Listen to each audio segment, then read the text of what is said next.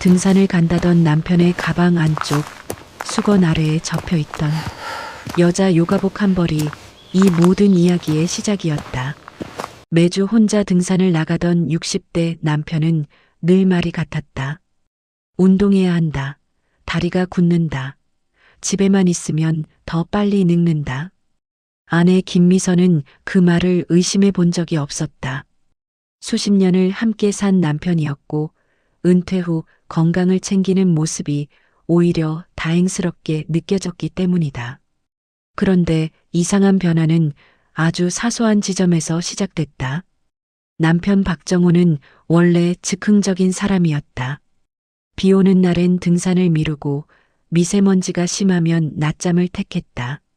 하지만 어느 순간부터 그는 항상 같은 요일, 같은 시간, 마치 알람에 맞춘 사람처럼 집을 나섰다. 출발 시간은 오전 9시 정각. 옷차림은 늘 같은 등산복 세트. 가방 위치, 신발끈을 묶는 순서까지도 변하지 않았다. 미선은 그 규칙성이 오히려 불편하게 느껴지기 시작했다. 더 이상했던 건 귀가 후였다. 땀에 젖은 등산복은 바로 세탁기에 들어갔고 남편은 말없이 욕실로 향해 샤워부터 했다. 등산을 다녀온 사람치고는 얼굴에 피로가 없었고 가끔은 설명하기 어려운 향이 스쳐 지나가기도 했다. 미선은 스스로를 다독였다. 괜한 의심은 사람을 병들게 한다고 노년의 부부에게 가장 위험한 건 상상이라고 생각했다. 하지만 그날 등산 가방을 정리하다가 발견한 물건 하나가 그 모든 자기 합리화를 무너뜨렸다.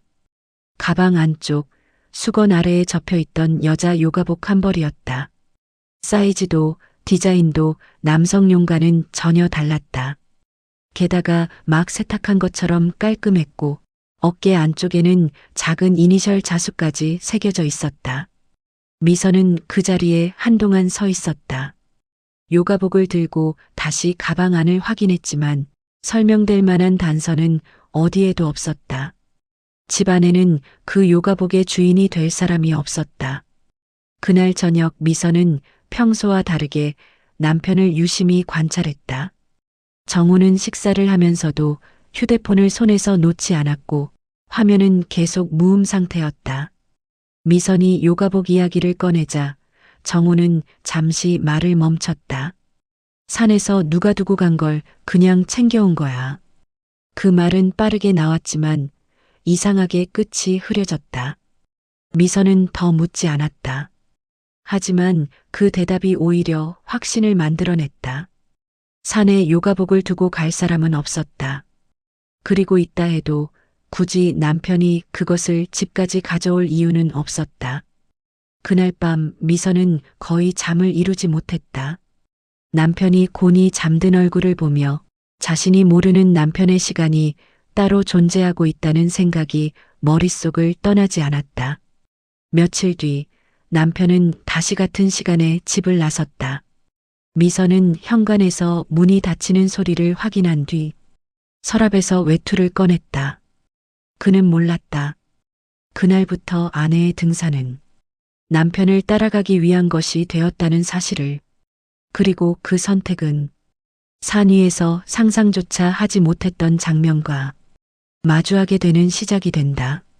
남편이 집을 나선 뒤 정확히 20분이 지났을 때 김미선은 현관문을 열었다. 평소라면 장을 보러 가거나 동네를 한 바퀴 도는 정도였겠지만 그날의 외출은 목적이 분명했다. 그녀는 버스를 타지 않았고 택시를 불렀다. 기사에게 목적지를 말할 때도 등산로 입구라는 말만 짧게 전했다. 산 아래 주차장은 아직 한산했다. 그 시간대에 등산을 시작하는 사람은 많지 않았기 때문이다. 미선은 주차장 한쪽에 익숙한 차가 서 있는 것을 바로 알아봤다. 번호판을 확인할 필요도 없었다. 남편이 수년째 몰아온 차였고 새 차를 잘하지 않아 늘 같은 자리에 흙먼지가 남아 있었다. 미선은 차에서 조금 떨어진 곳에 서서 등산로 입구를 바라봤다. 잠시 후 멀리서 남편의 모습이 보였다. 그는 혼자가 아니었다. 그 사실을 인지하는 데에는 단 몇 초면 충분했다. 남편 옆에는 밝은색 바람막이를 입은 여자가 함께 걷고 있었다. 두 사람은 나란히 걷다가 가끔 속도를 맞췄고 정호가 발걸음을 늦추면 여자는 자연스럽게 그 옆에 섰다. 등산 초입에서 흔히 볼 수 있는 어색한 동행과는 달랐다. 서로의 보폭을 이미 알고 있는 사람들처럼 보였다. 미선은 바로 뒤를 따르지 않았다. 일부러 몇 팀의 등산객이 지나간 뒤 일정한 거리를 두고 천천히 발걸음을 옮겼다. 시야에서 두 사람이 완전히 사라지지 않을 만큼만 유지했다. 등산로 초반부를 지나자 남편과 여자는 안내 표지판 앞에서 잠시 멈췄다. 보통 사람들이 많이 오르는 메인 코스가 아닌 옆으로 빠지는 좁은 길을 가리키는 표지판이었다. 표지판에는 작은 글씨로 산악회 집결지라고 적혀 있었다. 남편은 주저하지 않았다. 여자가 먼저 방향을 틀었고 정우는 그 뒤를 따랐다. 미선은 그 장면을 보고 확신했다. 이건 우연도 즉석 선택도 아니었다. 좁은 길은 숲속으로 이어져 있었고 사람들의 발길이 자주 닿지 않는 곳처럼 보였다. 미선은 더 속도를 늦췄다. 혹시라도 인기척을 느낄까봐 발밑에 마른 나뭇잎까지 신경 써야 했다. 잠시 후 앞쪽에서 사람들의 목소리가 들리기 시작했다. 웃음소리, 인사하는 소리, 그리고 매트를 바닥에 까는 듯한 마찰음도 섞여 있었다. 숲이 조금 열리며 작은 공터가 나타났고 그곳에는 이미 여러 명의 사람들이 모여 있었다. 미선은 나무 뒤에 몸을 숨긴 채 상황을 지켜봤다. 공터 중앙에는 요가 매트가 여러 장 깔려 있었고 사람들은 등산복 위에 가벼운 외투를 벗고 스트레칭을 하고 있었다.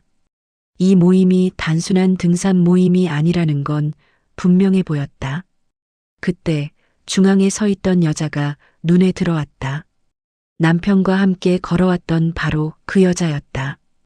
그녀는 익숙한 손놀림으로 사람들의 자세를 교정해주고 있었고 모두가 그녀의 말에 집중하고 있었다. 정호는 그 여자 곁에서 자연스럽게 움직였다. 다른 남성 회원들과는 달리 그녀와 짧게 눈을 마주치고 고개를 끄덕이는 장면이 반복됐다. 그 모습은 오래전부터 약속된 역할처럼 느껴졌다. 잠시 후 휴식 시간이 된 듯 사람들은 흩어졌다. 그 틈을 타 정호는 가방에서 작은 봉투를 꺼냈다. 그리고 주변을 살피더니 그 봉투를 여자의 손에 건넸다. 여자는 봉투를 열어보지도 않고 자신의 가방 안쪽으로 넣었다. 그 행동은 처음이 아닌 사람처럼 익숙했다. 미선은 그 장면을 놓치지 않았다. 등산을 핑계로 한 모임, 정기적인 시간, 그리고 현금 봉투. 이 모든 것이 하나의 선으로 이어지고 있었다. 미선은 더 가까이 가지 않았다. 이미 충분히 봤다고 판단했다. 이제 필요한 건 감정이 아니라 확실한 증거와 다음 선택이었다. 그날 미선은 남편보다 먼저 산을 내려왔다. 하지만 그녀의 머릿속에서는 이제 막 시작된 또 다른 싸움이 이미 정상에 올라 있었다. 김미선은 그날 산에서 더 이상 무리하지 않았다. 남편이 있는 방향으로 가까이 가지도 않았고 일부러 다른 하산로를 택해 먼저 내려왔다. 하지만 발걸음은 가벼워지지 않았다. 머릿속에서는 방금 본 장면들이 계속해서 재생되고 있었다. 집에 돌아온 뒤에도 미선은 평소처럼 행동했다. 등산을 다녀온 남편 박정호는 아무 일도 없었다는 얼굴로 현관을 열었다. 가방을 내려놓고 신발을 정리하는 동작마저 늘 하던 그대로였다. 미선은 그 모습이 오히려 낯설게 느껴졌다. 며칠 뒤 남편은 다시 같은 요일에 산에 간다고 말했다. 출발 시간도 옷차림도 변함없었다. 미선은 그날을 기다렸다. 이번에는 산이 아니라 남편이 사라지는 그 이후의 동선을 확인하기로 했다. 정우가 산으로 올라간 뒤 미선은 다시 택시를 타고 산 아래로 향했다. 이번에는 등산로 입구가 아니라 조금 떨어진 곳에 있는 작은 산장을 목적지로 삼았다. 이신에서 본 공터 옆길 표지판에 적혀 있던 이름이 그 산장을 가리키고 있다는 걸 미선은 기억하고 있었다. 산장은 오래된 목조 건물이었다. 평일 낮이라 손님은 많지 않았고 프런트에는 중년 남성 한 명이 장부를 정리하고 있었다. 미선은 일부러 등산객처럼 행동하며 내부를 훑어봤다. 프런트 옆 벽에는 예약 명단이 적힌 화이트보드가 걸려 있었다. 미선은 물을 마시는 척하며 그쪽으로 시선을 옮겼다. 이름들이 빼곡히 적혀 있었고 그중 한 줄에서 미선의 시선이 멈췄다. 박정우 203호. 그 이름은 분명 남편의 이름이었다. 성까지 정확히 일치했고 글씨체도 최근에 적힌 듯 선명했다. 미선은 순간 숨이 막히는 느낌을 받았다. 그 옆에는 또 다른 이름이 적혀 있었다. 서지영 203호. 두 이름은 같은 줄에 나란히 적혀 있었다. 방번호도 동일했다. 미선은 그 장면을 눈에 담은 채 천천히 프런트 직원에게 다가갔다. 괜히 의심을 살까 싶어 질문은 최대한 단순하게 던졌다. 오늘 예약이 많은가 봐요. 직원은 장부를 덮으며 고개를 끄덕였다. 요즘 매주 이 시간대에 단골들이 와요. 미선은 더 묻지 않았다. 이미 충분히 들었기 때문이다. 매주 같은 시간, 같은 산장, 같은 방. 이건 우연으로 설명할 수 있는 구조가 아니었다. 미선은 산장 안쪽 복도를 잠시 살폈다. 203호 방향으로 이어지는 복도 끝에서 문이 닫히는 소리가 들렸다. 누군가 방에 들어가는 소리였다. 미선은 그 문 앞까지 가지 않았다. 대신 산장 밖 벤치에 앉아 시간을 기록했다. 휴대폰 메모장에 날짜와 시간을 남겼다. 이제 그녀는 감으로 움직이지 않았다. 잠시 후 산장에서 웃음소리가 흘러나왔다. 여자의 웃음이 먼저였고 그 뒤에 남자의 낮은 목소리가 이어졌다. 미선은 그 목소리를 굳이 확인하지 않아도 알 수 있었다. 그날 저녁 남편은 평소보다 늦게 집에 돌아왔다. 미선은 아무 말도 하지 않았다. 하지만 남편이 샤워하러 들어간 사이 그의 가방을 다시 열었다. 이번엔 가방 안쪽 주머니에서 산장 명함과 함께 작은 열쇠 하나가 나왔다. 열쇠에는 번호표가 달려 있었고 그 숫자는 분명히 203이었다. 미선은 그 열쇠를 다시 가방 안에 넣었다. 아직 꺼낼 때가 아니라고 판단했기 때문이다. 이제 그녀는 확신했다. 남편은 산에 오르는 것이 아니라 정해진 장소로 출근하듯 향하고 있었다는 사실을. 그리고 그 장소에는 이미 또 다른 삶이 준비되어 있었다. 김미선은 그날 밤 잠들지 못했다. 남편이 코를 골며 잠든 옆자리에서 그녀의 머릿속에는 산장 복도 끝 203호라는 숫자가 계속 떠올랐다. 이제는 의심이 아니라 구조가 보이기 시작했다. 정해진 요일, 정해진 시간, 정해진 장소, 그리고 정해진 사람. 다음 날 아침 미선은 평소보다 일찍 일어났다. 남편은 이미 일어나 거실에서 뉴스를 보고 있었고 등산 이야기는 꺼내지 않았다. 마치 이미 다녀온 사람처럼 평온한 얼굴이었다. 미선은 부엌에서 아침을 준비하는 척하며 식탁 위에 놓인 남편의 가방을 유심히 바라봤다. 가방의 지퍼는 반쯤 열려 있었고 안쪽에서 종이 모서리가 살짝 보였다. 남편이 화장실로 들어간 순간 미선은 가방을 열었다. 전날 확인했던 열쇠는 그대로 있었고 이번에는 그 옆에 서류 봉투 하나가 더 들어 있었다. 봉투에는 산장 로고가 찍혀 있었고 안에는 숙박 확인서와 함께 몇 장의 복사 서류가 끼워져 있었다. 미선은 그 서류를 조심스럽게 펼쳤다. 첫 장은 주민등록등본 사본이었다.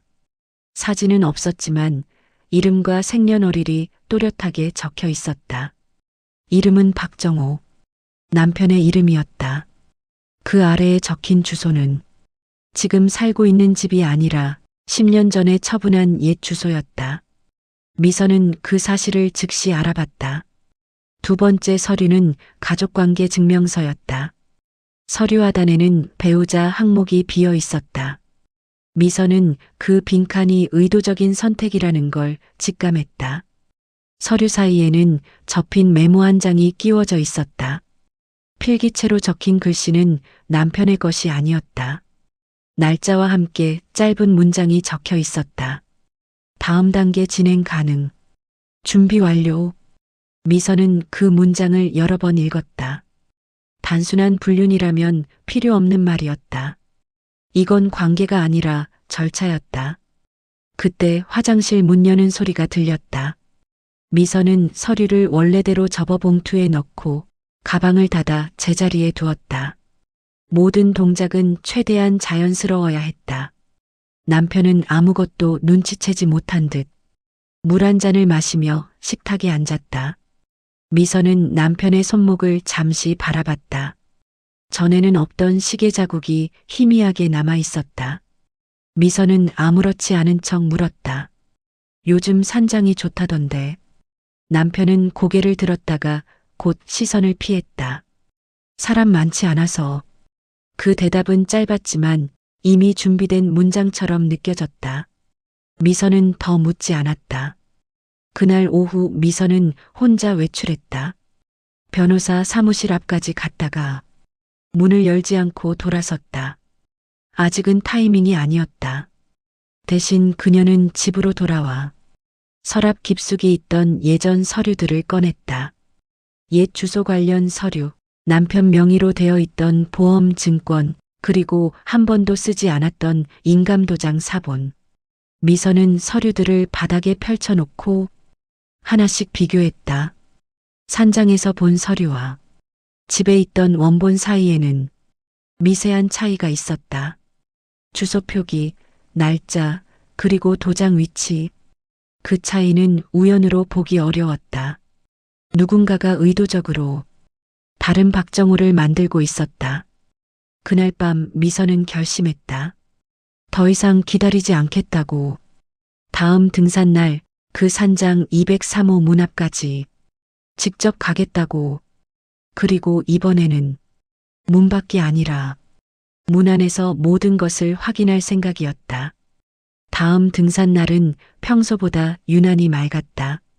김미선은 남편이 집을 나서는 모습을 현관에서 지켜봤다. 정호는 아무렇지 않게 신발을 신고 가방을 둘러맨 뒤 문을 닫았다. 그 모습은 늘 보던 장면이었지만 이제는 전혀 다른 의미로 다가왔다. 미선은 서둘러 준비하지 않았다. 일부러 시간을 두고 움직였다. 남편이 산장에 도착해 모든 동선을 정리할 수 있도록 기다린 뒤 택시를 타고 산 아래로 향했다. 이번에는 망설임이 없었다. 등산로도 공터도 거치지 않았다. 미선은 곧바로 산장으로 향했다. 이미 머릿속에는 동선이 그려져 있었다. 산장은 조용했다. 프런트에는 사람이 없었고 복도 쪽에서는 희미한 소음만 들려왔다. 미선은 천천히 계단을 올라 2층으로 향했다. 복도 끝 203호 앞에 섰을 때 미선은 잠시 발걸음을 멈췄다. 문 앞에는 등산화 두 켤레가 가지런히 놓여 있었다. 그중 하나는 분명 남편의 것이었다. 문 안쪽에서는 낮은 음악 소리가 흘러나왔다. 라디오인지 휴대폰 스피커인지 알 수 없는 음질이었다. 그 위로 사람의 목소리가 겹쳐 들렸다. 둘 이상의 목소리였다. 미선은 문에 손을 대지 않았다. 대신 문 옆 벽에 등을 붙이고 안쪽의 소리에 집중했다. 이제는 감정이 아니라 확인의 단계였다. 잠시 후 문 안에서 종이 넘기는 소리가 났다. 서류를 정리하는 소리였다. 이어 금속이 부딪히는 소리가 났고 미선은 그게 인감도장이 놓이는 소리라는 걸 직감했다. 그때 남편의 목소리가 들렸다. 이건 여기다 두면 되는 거지? 여자의 목소리가 곧바로 이어졌다. 응, 이건 내가 따로 챙길게. 짧은 대화였지만 그 안에는 명확한 역할 분담이 담겨 있었다. 미선은 더 이상 문 밖에 있을 이유가 없다고 판단했다. 그녀는 손을 들어 문을 두드렸다. 노크 소리는 복도에 또렷하게 울렸다. 문 안의 소리는 즉시 멈췄다. 잠시 후 문이 열렸다. 문 앞에 선 사람은 그동안 여러 번 보았던 바로 그 여자였다. 산에서, 공터에서, 그리고 남편 옆에서 보던 얼굴. 여자는 미선을 위아래로 한번 훑어봤다. 당황한 기색은 거의 없었다. 마치 이런 상황을 이미 예상하고 있었다는 표정이었다. 누구세요? 미선은 대답하지 않았다. 대신 문 안쪽을 바라봤다. 방 안 테이블 위에는 서류 봉투와 도장이 펼쳐져 있었고 그 옆에는 남편 박정호가 서 있었다. 정호는 미선을 보는 순간 몸이 굳은 것처럼 움직이지 않았다. 눈이 마주쳤지만 어떤 말도 나오지 않았다. 여자는 미선의 시선을 따라 방 안을 바라본 뒤 작게 웃으며 말했다. 아, 이제 오셨네요. 그 말은 질문이 아니었다. 이미 미선을 알고 있었다는 말투였다. 미선은 방 안으로 한 발짝 들어섰다. 도망치듯 물러나는 사람은 없었다. 오히려 모두가 이 순간을 기다렸다는 듯 고요했다. 테이블 위 서류 중 하나에는 남편의 이름이 또렷하게 적혀 있었다. 다른 한 장에는 미선의 주소와 주민등록번호 일부가 보였다. 그제야 미선은 확신했다. 이건 불륜의 현장이 아니라 계획이 진행 중인 장소라는 것을. 미선은 휴대폰을 꺼내 미리 눌러둔 번호를 다시 확인했다. 산장 주인과 변호사의 연락처였다. 이제 선택지는 하나뿐이었다. 돌아서 나가거나 이 문 안에서 모든 걸 끝내거나. 그리고 미선은 문을 닫지 않았다. 문이 열린 상태로 몇 초가 흘렀다. 김미선은 방 안으로 더 들어가지도 뒤로 물러서지도 않았다. 그녀의 시선은 테이블 위에 펼쳐진 서류와 도장, 그리고 그 옆에 놓인 봉투에 고정돼 있었다. 정리된 서류의 배열은 급하게 만든 것이 아니었다. 이미 여러 번 같은 절차를 반복해 본 사람들의 손놀림처럼 보였다. 산장 복도 끝에서 발소리가 들렸다. 미선이 미리 연락해둔 산장 주인 최동식이 상황을 눈치채고 올라온 것이었다. 그는 문 앞에 서서 방안을 한번 훑어봤다. 테이블 위에 놓인 서류와 낯선 인물 구성을 보는 순간 표정이 굳었다. 최동식은 짧게 말했다. 여기서 이런 일 하면 안 됩니다. 그 말이 끝나자마자 미선의 휴대폰이 진동했다. 통화 연결음이 울리기도 전에 그녀는 전화를 받았다. 경찰이 이미 산장 아래에 도착했다는 연락이었다. 미선은 전화를 끊고 방 안을 다시 바라봤다. 그제야 서지영의 표정이 처음으로 흔들렸다. 그녀는 테이블 위 봉투를 급히 닫으려 했지만 정호가 그 손목을 붙잡았다. 둘 사이에 미묘한 균열이 드러나는 순간이었다. 잠시 뒤 복도에서 무전기 소리와 함께 경찰 2명이 모습을 드러냈다. 최동식의 안내로 203호 앞까지 올라온 것이었다. 경찰은 방 안 상황을 확인하고 즉시 출입을 통제했다. 한 경찰이 테이블 위를 가리키며 물었다. 이 서류들 누구 겁니까? 정호는 대답하지 못했다. 서지영은 한 박자 늦게 입을 열었다. 개인적인 서류예요. 경찰은 그 말을 그대로 믿지 않았다. 서류 중 일부에는 공공기관 로고가 찍혀 있었고 주민등록등본 사본과 인감증명서, 양식이 섞여 있었기 때문이다. 정식 발급 서류인지 확인이 필요한 상태였다. 경찰은 봉투를 열어 하나씩 내용을 확인했다. 그 안에는 정우 명의의 서류뿐 아니라 다른 남성 이름이 적힌 문서들도 함께 들어 있었다. 주소는 모두 제각각이었고 발급일 역시 비슷한 시기로 몰려 있었다. 그 순간 정우의 얼굴에서 핏기가 빠졌다. 그는 미선을 보지 못했다. 대신 바닥만 바라보며 가방 쪽으로 시선을 떨궜다. 가방 안에는 아직 꺼내지 못한 인감 도장이 하나 더 남아 있었다. 경찰은 가방을 열어 추가 확인을 진행했다. 도장, 통장 사본, 보험 서류 일부가 함께 나왔다. 그중 몇 장에는 미선의 주소가 정확히 기재돼 있었다. 명의가 정우로 되어 있지만 실사용자는 따로 존재하는 구조였다. 미선은 그 장면을 차분히 지켜봤다. 이미 감정은 정리된 상태였다. 지금 중요한 건 분노가 아니라 기록이었다. 경찰은 서지영에게 신분 확인을 요청했다. 제시된 신분증의 주소와 서류 속 주소가 일치하지 않았다. 추가 확인이 필요하다는 판단이 내려졌다. 서지영은 그제야 목소리를 높였다. 이건 오해예요. 그러나 그 말은 방 안 누구에게도 닿지 않았다. 이미 오해의 범위를 벗어난 단계였기 때문이다. 경찰은 현장 사진을 촬영하고 서류 전부를 압수 목록에 포함시켰다. 정우와 서지영은 각각 별도로 신원 확인 절차를 진행하게 되었다. 미선은 그 모습을 한 발짝 떨어진 곳에서 바라봤다. 이제 더 이상 그녀가 나설 필요는 없었다. 사건은 개인의 영역을 벗어나 공식적인 기록과 절차의 단계로 넘어가고 있었다. 산장 203호의 문은 다시 닫혔다. 하지만 이번에는 비밀을 숨기기 위한 닫힘이 아니었다. 이제 그 안에 있던 것들은 모두 밖으로 나와 빛을 보게 될 상황이었다. 그리고 미선은 알았다. 이제부터는 산이 아니라 법정으로 이어지는 길이 시작된다는 것을. 산장에서 내려온 뒤 김미선은 경찰서 조사실에 앉아 있었다. 의자는 딱딱했고 형광등 불빛은 과하게 밝았다. 하지만 그 공간의 불편함은 이미 감각에서 밀려나 있었다. 미선의 머릿속에는 산장 203호에서 본 장면들이 차분하게 정리되고 있었다.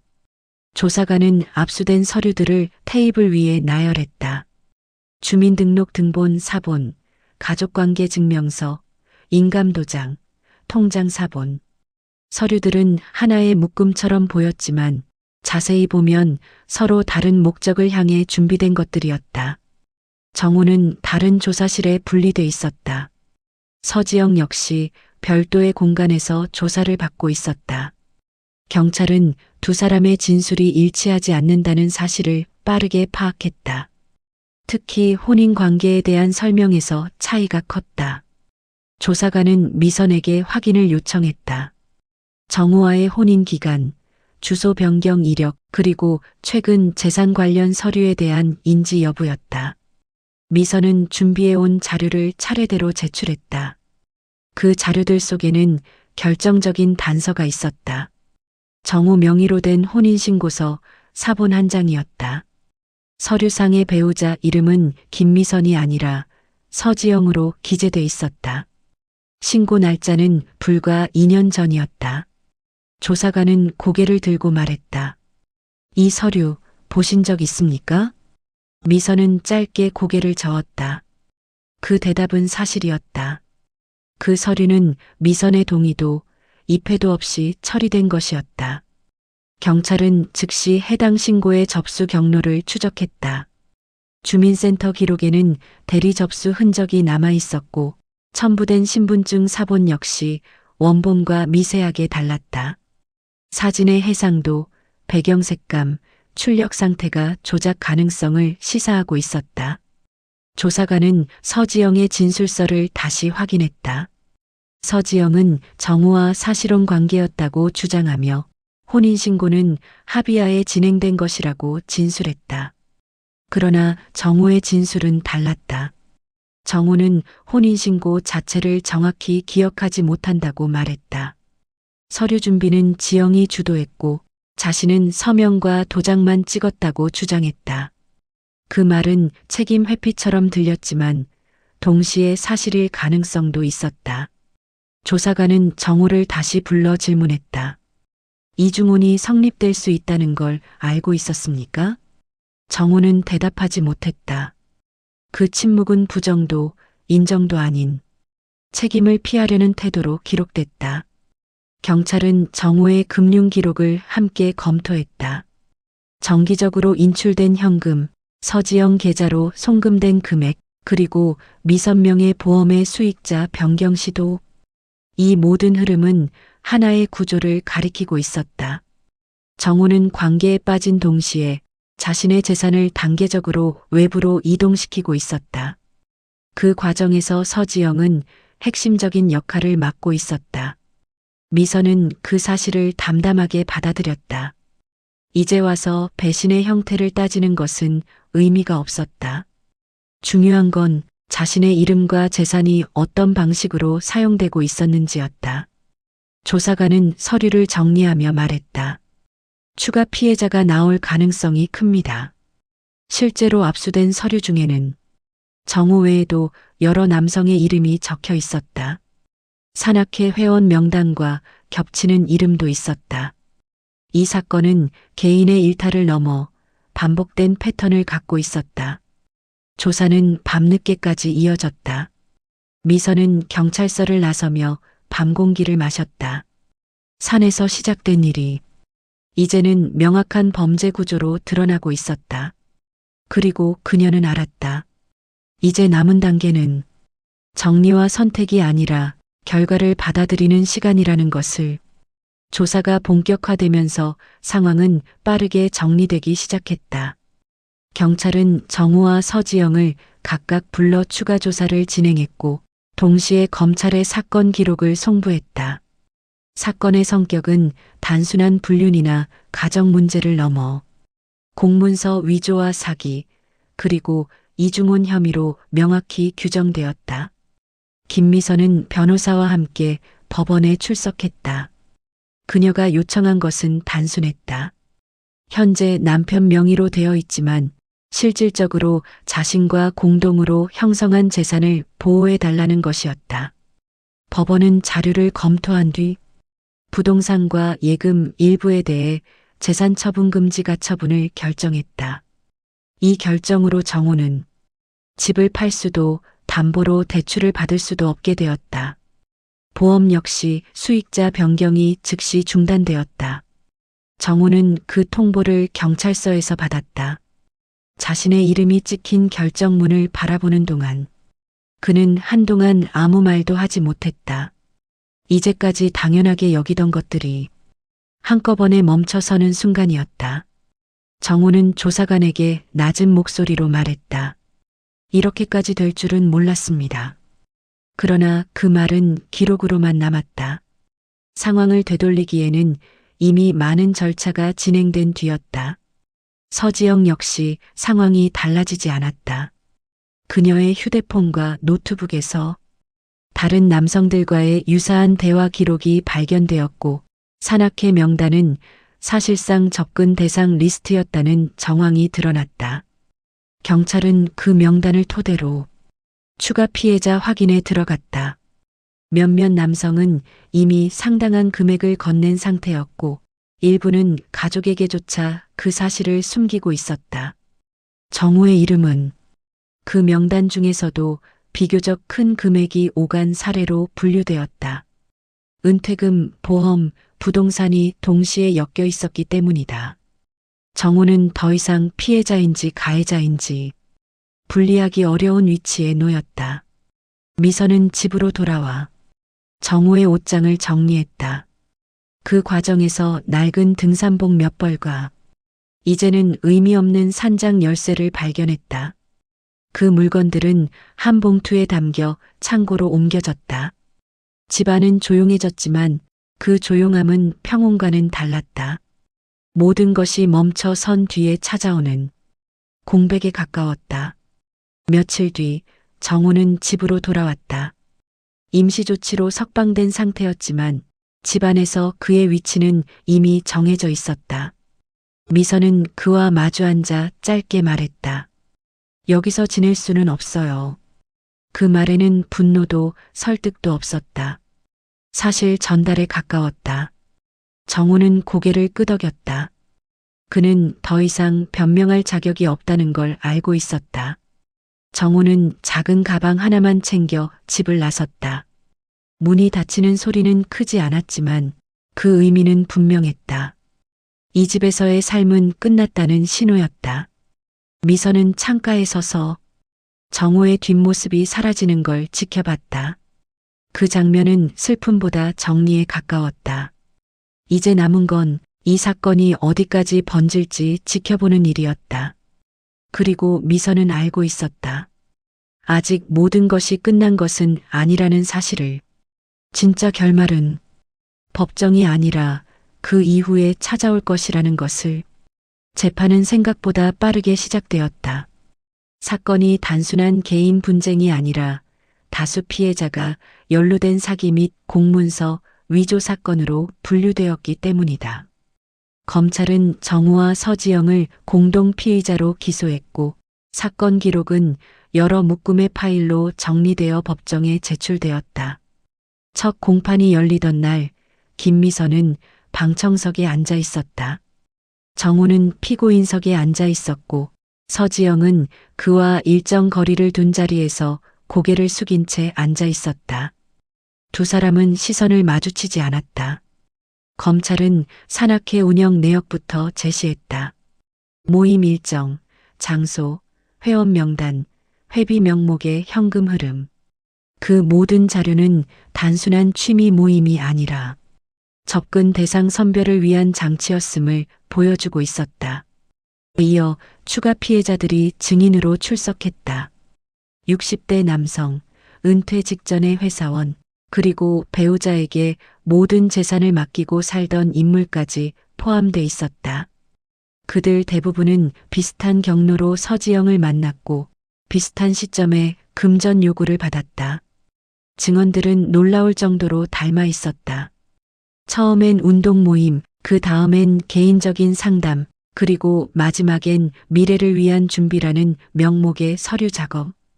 검찰은 그 흐름 속에 정우의 역할을 지적했다. 정우는 자신의 신분과 연령을 이용해 다른 남성들에게 신뢰를 형성하는 역할을 맡고 있었다. 그가 성공한 은퇴자로 보일수록 서지영의 제안은 더 설득력을 갖게 되는 구조였다. 정우의 변호인은 그를 피해자로 규정하려 했다. 감정적 관계에 휘말려 판단력을 잃었고 서류의 정확한 용도를 인지하지 못했다는 주장이었다. 그러나 검찰은 그 주장을 반박했다. 정우 명의로 진행된 금융거래, 미선명의 재산을 담보로 한 시도, 그리고 반복적으로 등장하는 동일한 문서 양식. 이 모든 것이 우발적이라고 보기에는 너무 많은 준비 흔적이 남아 있었다. 재판 중반 결정적인 자료가 공개되었다. 서지영의 노트북에서 발견된 파일 하나였다. 파일 제목은 단순했지만 그 안에는 남성들의 이름과 자산 규모, 가족관계가 정리돼 있었다. 그 목록 안에는 정우의 이름도 포함돼 있었다. 옆에는 짧은 메모가 적혀 있었다. 진행 중 배우자 재산 확인 필요. 그 순간 방청석에서 미선의 손이 잠시 멈췄다. 그 문장은 정우가 단순히 속은 사람이 아니라 구조 안에서 활용된 인물이었음을 의미하고 있었다. 판사는 서류를 확인한 뒤 짧게 말했다. 이건 개인 관계를 넘어선 조직적 행위로 보입니다.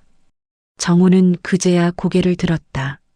하지만 그 얼굴에는 반박보다는 체념이 가까웠다. 이미 되돌릴 수 없는 단계까지 왔다는 걸 그 자신도 알고 있는 듯 보였다. 공판이 끝난 뒤 미선은 법정을 천천히 나섰다. 복도에는 기자들이 몰려 있었지만 그녀는 질문을 받지 않았다. 이 사건에서 그녀는 더 이상 설명할 사람이 아니었다. 며칠 후 추가 피해자 한 명이 연락을 해왔다. 산악회 명단에 없던 인물이었고 서지영이 이전에 운영하던 다른 모임에서 만난 사람이었다. 사건의 범인은 여전히 확장 중이었다. 미선은 그 소식을 들으며 한 가지를 확신했다. 이 사건은 한 가정의 붕괴로 끝나는 이야기가 아니라 오랫동안 반복되어 온 패턴의 일부였다는 사실을. 그리고 이제 남은 건 판결이라는 형식적 결말과 그 이후 각자가 감당해야 할 몫뿐이었다. 판결은 늦지 않게 내려졌다. 정우는 공문서 위조 및 사기 방조 혐의로 유죄를 선고받았고 서지영은 주범으로 분류되어 실형을 피할 수 없었다. 재판부는 판결문에서 이 사건을 개인적 관계를 가장한 반복적 재산 침해 구조라고 명시했다. 그 문장은 사건을 가장 정확하게 요약하고 있었다. 재산 문제는 법원의 판단에 따라 정리되었다. 미선 명의의 자산은 모두 원상 복구되었고 정우 명의로 이동되려던 절차는 전부 무효 처리되었다. 다른 피해자들 역시 일부 금액을 돌려받았지만 모든 손실이 회복되지는 못했다. 정우는 형 집행을 앞두고 있었다.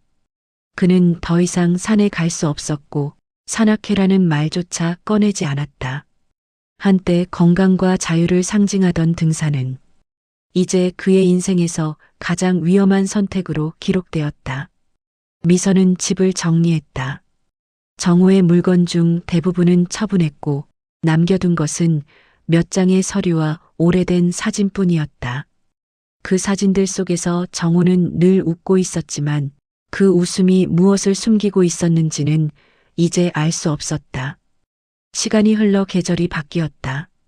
미선은 어느 날 아침 혼자 등산화를 꺼내 신었다. 이전과 같은 산이었지만 목적은 달랐다. 그녀는 더 이상 누군가를 뒤쫓지 않았다. 누군가의 거짓을 확인하려 오르지도 않았다. 그저 자신의 시간을 회복하기 위해 천천히 산길을 걸었다. 산 입구 게시판 앞에서 미선은 발걸음을 멈췄다. 게시판에는 여러 전단지가 붙어 있었고 그 중 하나가 유난히 눈에 들어왔다. 중장년 건강 산행 모임 신규 회원 모집. 전단지 하단의 연락처를 본 순간 미선은 잠시 시선을 고정했다. 번호의 앞자리가 서지영이 쓰던 번호와 같았기 때문이다. 뒷자리는 달랐지만 그 패턴은 너무 익숙했다. 미선은 전단지를 떼어 손에 쥐었다. 잠시 망설인 뒤 휴대폰을 꺼내 사진을 찍었다. 그녀는 조용히 말했다. 아직 끝난 게 아니구나. 그 말은 누구에게 들려주기 위한 것도 아니었다. 경고도 다짐도 아닌 현실을 받아들이는 확인에 가까웠다. 미선은 전단지를 접어 가방에 넣고 다시 산길을 올랐다. 이번에는 뒤를 돌아보지 않았다.